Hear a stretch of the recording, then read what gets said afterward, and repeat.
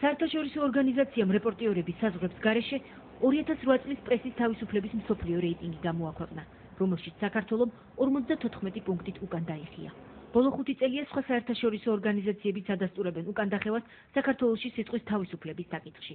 ჩვენ შევისწავლეთ წილების გადანაწილების საკითხი ტელევიზიების მფლობელთა მაგალითზე და ნიშანდობლივი ტენდენცია გამოიკვეთა.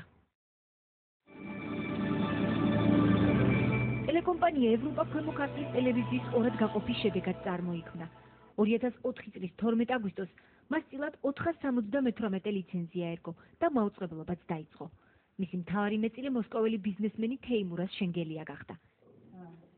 ტელევიზიის ტექნიკური დირექტორი ირაკლი შარაშიძე იხსენებს, რომ მფლობელების მიზანი წარმატებული ბიზნესის სამუშაოება იყო.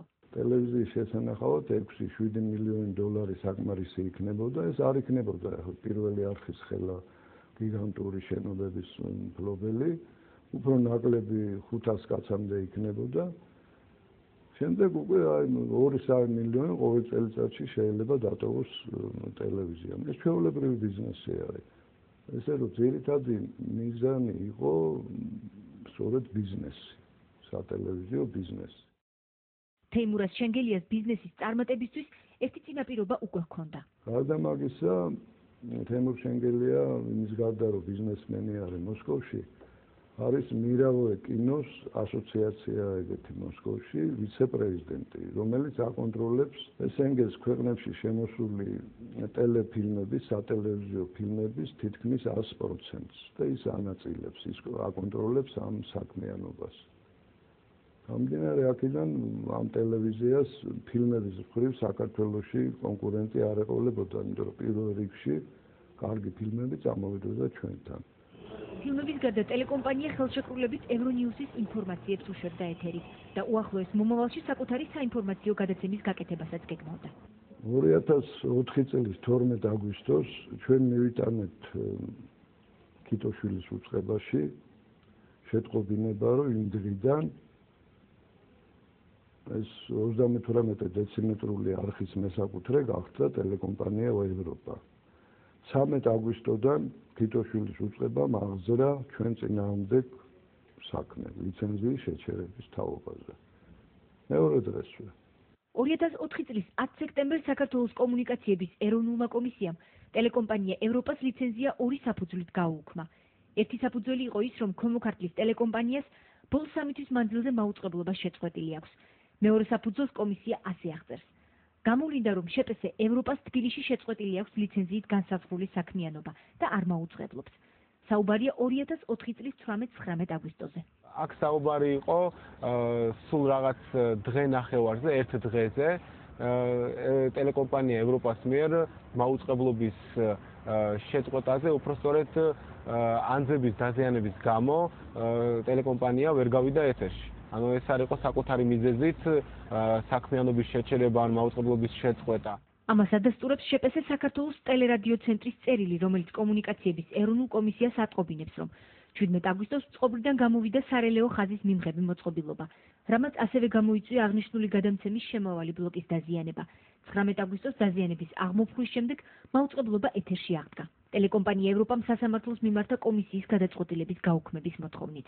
ის დოკუმენტაცია, რომელიც წარადგინა შპს ტელეკომპანია ევროპამ, არ იქნა მიღებული და განხილული და შემდეგ არ იქნა გამოყენებული გადაწყვეტილების მიღების პროცესში. ამის შემდეგ სასამართლოს პირველმა და მეორე ინსტანციებმა არ დააკმაყოფილეს ტელეკომპანიის სარჩელი და არ გააუქმეს კომისიის გადაწყვეტილება ტელეკომპანიისათვის ლიცენზიის შეწყვეტის შესახებ. უზენაესი სასამართლოს მოსამართლე ნათია ტკეპლაძემ კი ქვედა ინსტანციის გადაწყვეტილება გააუქმა და საქმე ხელახლა განსახილულად დაუბრუნა პირველ ინსტანციას. თუმცა სასამართლოს ეს გადაწყვეტილება ტელეკომპანია ევროპას ავტომატურად ეთერში გასვლის უფლებას არ აძლევდა. ჩვენ ჩავთვალეთ, რომ ვინაიდან საკალათო სასამართლოს გადაწყვეტილება გაუქმდა, ჩვენ ეთერში უნდა გაგვეშვა ისევ რეტრანსლაცია. როგორც კი ჩავთვლეთ ჩვენ ეს გადამცემი უზენაეს სასამართლოს ამ დადებითი გადაწყვეტილების შემდეგ მეორე დღეს მოვიძენ ქიტოშვილის უწყობიდან მოგვიტანეს წელი, რომ ჩვენ არ აგვაქვს უფლება გავაგრძელოთ რეტრანსლაცია. ჩვენს დავეთანხმეთ და საპასუხო წერილი გავუგზავნეთ, რომ კი ბატონო, ჩვენ გამორთავთ ამ იმას. ეს დარღვევა ადმინისტრაციული ხასიათის იყო, მაგრამ კომუნიკაციების კომისიის იურისტმა კახი ყურაშვილმა სოდის გამომძიებელს 2005 წლის 30 ნოემბერს შემდეგი ჩვენება მისცა. ვადასტურებ, რომ შპს ევროპა 2005 წლის 28 ნოემბრიდან არაერთგზის ახორციელებს უკანონო მაუწყებლობას 38 არხზე. მე როგორც კომისიის წარმომადგენელმა ამ სისხლის სამართლის საქმეზე განვიცადე დაახლოებით 50,000 ლარის ოდენობის მნიშვნელოვანი მატერიალური ზიანი. ბატონი კახი ყურაშვილი რადიო უცნობისა და ტელეკომპანია კავკასიის ერთობლივ გადაცემა უცნობ კავკასიას სტუმრობდა. ჩვენც მოგვეცა პირდაპირ ეთერში კითხვის დასმის შესაძლებლობა იმის შესახებ, თუ კონკრეტულად რისგან შედგებოდა 50,000 ლარის ზიანი, რომელიც კომისიამ ტელეკომპანია ევროპის 2 დღით ულიცენზიო მაუწყებლობის შედეგად განიცადა. ზიანი გამოძიების ორგანომ აითვალა იმ სიხშირით უკანონო სარგებლობის ფაქტიდან გამომდინარე, რომელიც სიხშირეც იყო დაკავებული ამ ტელეკომპანია ევროპის მიერ უკანონოდ, ულიცენზიოდ და თვითონ ოდენობა განისაზღვრა სალიცენზიო გადასახდელის ოდენობის პირდაპირ პროპორციულად. ანუ კონკურსის წესით ეს ლიცენზია, ეს რადიოსექსუალური რესურსი რომ გაეცა კომისიას, რა იქნებოდა მისი ფასი. ეს თანხა არის დაფიქსირებული. აღიძრა სისხლის სამართლის საქმე და მოხდა ოფისიდან ყველა იმ ნივთის გატანა, რომელიც ასე ვთქვათ, ხელს უწყობდა მაუწყებლობის განხორციელებას. ამ წერილის გაგზავნის შემდეგ 1 საათში მოვიდა სოდი. დაახლოებით 15 კაცი და 1-3 სამოქალაქო პირი. იმ სოდის თანამშრომლებს უყელას ფორმები ეცვა და ეს სამოქალაქო პირები იყვნენ სამოქალაქო ტანსაცმელში.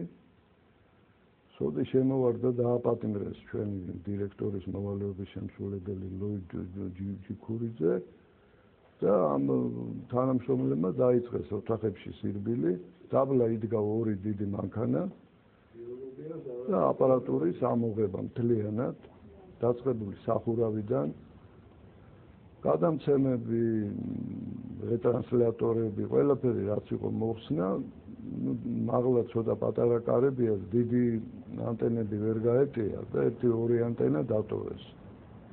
ეს სამოქალაქო პირები ყველაზე უფრო ესენი დაბოდნენ ოთახებში და არჩევდნენ რა უნდა წაეღოთ.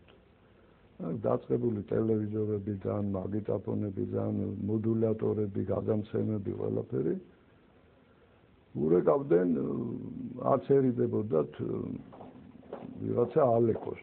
აი ეს არის ამოვიღოთ, ჩააწყვეთ იტყოდნენ და ესე გაიტანეს, დაახლოებით $60,000-მდე ღირებულების სხვადასხვა აპარატურა. ტელეკომპანიის დირექტორები 25,000 ლარის გადახდის შემდეგ საპროცესო შეთანხმებით გაათავისუფლეს. თემურ შენგელიაზე, რომელიც მოსკოვში ცხოვრობს, დღემდე ძებნაა გამოცხადებული და შესაბამისად საქმე არ შეწყვეტილა. კიდევ რამოდენიმე ათეული 50 თუ 60 ფილმი იყო ლიცენზირებული, რომლის გადაცემის უფლება მარტო ჩვენ გქონდა. ეს ფილმებიც წაიღეს. ეს ფილმები შემდეგ ტელეკომპანია ალანიას ეთერში გამოჩნდა. პრაქტიკულად ალანიაში მიდიოდა ამ ფილმის ჩვენება და აპარატურაც იქ წავიდა. 90. ჩემი ყოფილი თანამშრომლები მუშაობენ იქ, იმათ მეორე დღეს ვედა ამერიკას, რომ მატროქსის კომპიუტერი, ვიდეო სამონტაჟო კომპიუტერი მაგიდაზე მიდევსო ამერიკა. მან იცოდა ეს კომპიუტერი რაც იყო აქ. ტელეკომპანია ალანია უარყოფს ტექნიკისა და ფილმების შპს ევროპიდან წაღებას. ირაკლი შარაშიძე აცხადებს, რომ 2004 წელს მის ტელევიზიას საკუთრების პრობლემა დაუდგა. მე რამოდენიმეჯერ ვიყავი დაკითხვაში და მე პირდაპირ დამისვეს სოჭი კითხვა, რომ რა ვარიანტიაო, რომ 51%-ო თქვენი კომპანიისო გაფორმდესო სხვაზეო. ეს შემომთავაზეს. მე აუხსენი, რომ გამორიცხულია რომელიმე ინვესტორმა 25-30 მილიონი დოლარი ჩადოს საქმეში და 51% მიცეს ვიღაცა უცნობ პიროვნებას. მე უარი უთხარი გამორიცხულია მეთქი და დამანებეს თავი. ოქტომბერში ტელეკომპანია ევროპამ სააპელაციო სასამართლოში